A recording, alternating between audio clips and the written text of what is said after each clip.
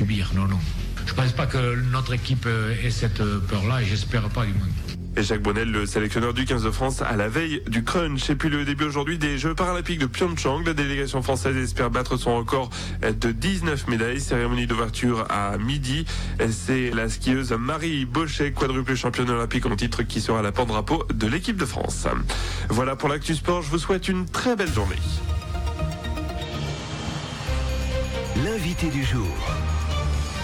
7h45, ils sont là, ils sont en forme et il y a intérêt à ce qu'ils soient en forme. Ce sont les championnats de France de cross-country qui ont lieu ce week-end à Ploué en Bretagne. Ouais, c'est pas la porte à côté, mais il y aura donc 13 représentants de l'Entente Ouest Allier Athlétisme, ce qui regroupe en fait les clubs de Montluçon, de Cône d'Allier et de Commentry. 13 qualifiés pour ces championnats de France, c'est quasiment un record. Et pour en parler avec nous ce matin, notamment le président de Montluçon Athlé, Didier Garcia, bonjour. Bonjour. On a également dans ces studios ce matin l'un des entraîneurs des jeunes, Benjamin Minime, Frédéric Mrozicki, bonjour. Eh ben bonjour. Et merci d'être avec nous. Karine Falcon, j'aurais dû commencer par Karine, je suis désolé. Bah oui, déjà, boum, bonjour. Carton rouge. Karine qualifiée également sur ces championnats de France. Et puis Clément Charmillon, bonjour Clément. Bonjour. Et merci d'être avec nous également ce matin, également qualifié.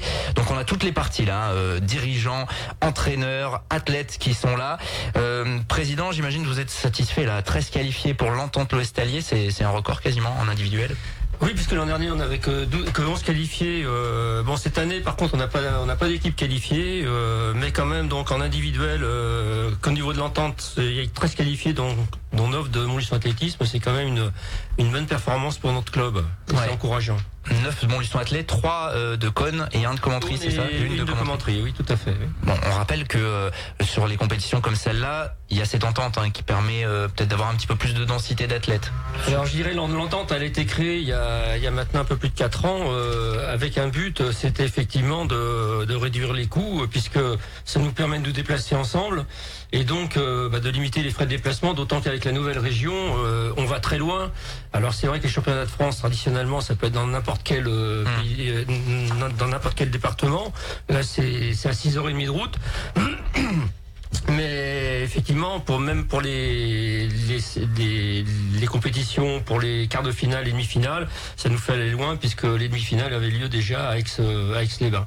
Donc des frais importants en déplacement. Alors donc 13 qualifiés qui ont franchi différentes étapes évidemment pour se qualifier. Est-ce que l'un d'entre vous peut nous expliquer au grand public tout simplement comment ça se passe, parce qu'on commence par des championnats départementaux ou interzones. Comment ça se passe? Alors, qui prend la parole? Karine? Ça commence par des sélections au niveau départemental, mais avec le redécoupage des départements et des régions, c'est un peu plus compliqué. Donc ça commence par le département, interrégion, et non région, ça n'existe plus. Ouais, et après c'est demi-finale. Voilà, ça écume, ça fait comme une passoire, quoi. Et les meilleurs restent et sont qualifiés pour la finale pour aller aux France. Voilà. Donc il y a des quotas dans chaque catégorie et donc on essaie de décrocher le Graal pour aller aux France. Ouais, c'est pour un athlète, c'est le Graal d'aller participer à cette grand-messe parce qu'il y a en fait tout le monde qui se retrouve là-bas en fait, qui va se retrouver là en Bretagne puisque il y a à manger, il y a bien à manger. Ouais, ça sera après la course. Non, mais c'est surtout, même avant. D'accord. C'est surtout une terre de cross. C'est quand même une densité supérieure à celle qu'on voit dans nos régions. Et c'est des vrais crosses avec des montées, des descentes, de la boue. Parce que ces derniers temps... Il y a de la boue en Bretagne, non? Un petit peu. Jamais. Un petit peu. Il suffit qu'il pleuve. C'est rare. Donc il y a une densité qui est supérieure et puis ces derniers temps sur les crosses on voyait surtout des terrains comme des hippodromes, donc c'était assez plat, ils mettaient quelques rondins pour faire des obstacles, mais sinon c'était assez plat. Là à Ploué ça va être différent, ça va être des montées, des descentes, un petit peu de boue et ça va être vraiment du vrai cross. Et puis même au niveau des spectateurs, je crois qu'ils ont un record de spectateurs qui vont venir. D'accord. Donc ça c'est toujours motivant aussi, oui, quand on est athlète.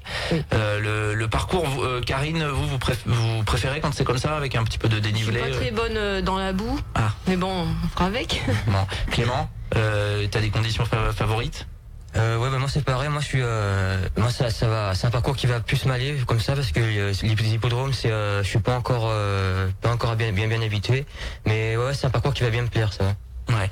Je vais me tourner vers l'entraîneur, notamment des Benjamins des Minimes, Frédéric Mrozicki. Vous allez envoyer des jeunes, hein, ça c'est important de le dire. La formation montluçonnaise marche. Déjà l'année dernière, on avait réussi d'aller jusqu'à ce stade avec 2 minimes garçons, et cette année c'est une minime fille qui a brillé, donc ça a un peu changé par rapport à l'année dernière. Donc les jeunes, c'est différent également des seniors, jusqu'au niveau régional, donc jusqu'à Lyon ils ont couru pour le club, et puis après ils font partie d'une sélection d'alliés.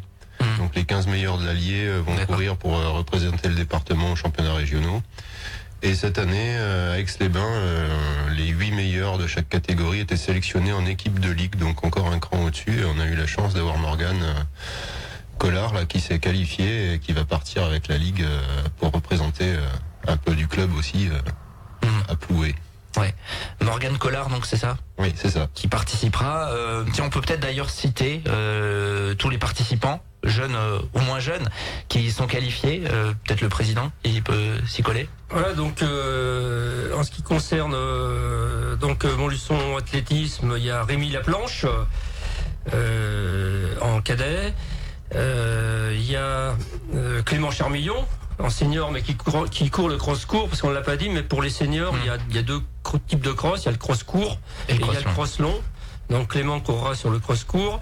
Il y a Karine Falgon, Christelle Prévost, Manuel Guillotot aussi, qui fait une très très bonne saison, hein, qui est très bien revenue. Il y a Elise Ferreira, qui a la double licence donc triathlon et donc cross, qui est junior, première année junior. Colline Noblet, Baptiste Marot aussi, qui est junior et donc qui tourne bien, et Pascal Soares en vétéran. Et au niveau donc de commenterie et de cône, il y a Ania Pierzac en cadette, il y a Axel Suchot, d'ailleurs qui s'entraînent puisqu'elles sont au lycée à Montluçon, qui s'entraînent avec nos groupes. Il y a Solène Giraud et Hélène Prinet. Voilà. Hélène Prinet, donc de commenterie. Qui est junior également. On aura fait le tour un petit peu, c'est important de citer tout le monde évidemment. Ce qu'on voit, c'est que ça se répartit dans les différentes catégories, donc c'est ça aussi qui est encourageant, puisque ça va de cadet à vétéran, master. Ouais. Les ambitions maintenant, Karine, peut-être pour commencer, est-ce que alors c'est un niveau vraiment, là on est au sommet français, c'est compliqué de performer vraiment, d'aller faire un top 10, un top 20? Non, là je compte pas dessus, bien qu'en master ce soit toujours plus réduit quoi. Non, je sais pas du tout ce que je vais faire. On sent qu'il n'y a pas de pression. Il n'y a pas de pression. Quoi. Non, pas de pression du résultat. Pas de pression parce que on sait qu'on est loin derrière. Mais par contre, Pascal Soares, je pense qu'il peut faire quelque chose de bien. Dans les favoris, ce serait lui. Je pense. Oui, l'an dernier, il avait quand même terminé. Alors, ce qu'il faut rappeler, c'est qu'il y a à peu près 3300 athlètes. C'est ce qu'il y avait l'an dernier. Et donc, dans les différentes courses, il y a effectivement plusieurs centaines de participants. Et Pascal Soares, l'an dernier, avait terminé donc dans le 58e. Donc, ce qui est effectivement, ce qui est pas mal du tout. C'est clair après que il y avait aussi Elise qui avait bien tourné, puisque Elise Ferreira avait fini 64e et donc effectivement après il y a par exemple Manuel Guillotot où on sait pas trop, puisque Manuel Guillotot l'an dernier il faisait le cross court, cette année il s'est mis sur le cross long. Donc on va voir en fonction de sa forme. Et pour revenir, puisqu'on a vu qu'il y avait toutes les catégories, pour revenir à l'interligue avec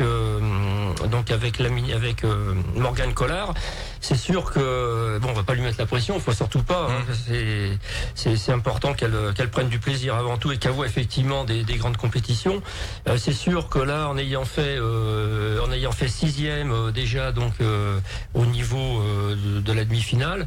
C'est vrai que là, on peut aller dans le top 20, ce qui peut espérer un très bon résultat. Une belle performance. Il nous reste peu de temps pour Clément. Clément, tes objectifs sur cette course? Un podium, bien sûr. Il faut être ambitieux, il faut y aller. Allez, on balance.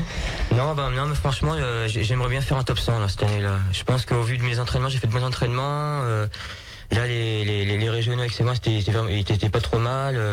J'aimerais bien faire un top 100. Voilà. Bon, on suivra ça évidemment dans le Café des Sports dimanche. On essaiera d'avoir tous ces résultats. Abusez pas trop des crêpes et du cidre quand même. La veille. Et surtout pas de couilles d'Amana. Voilà, c'est ça.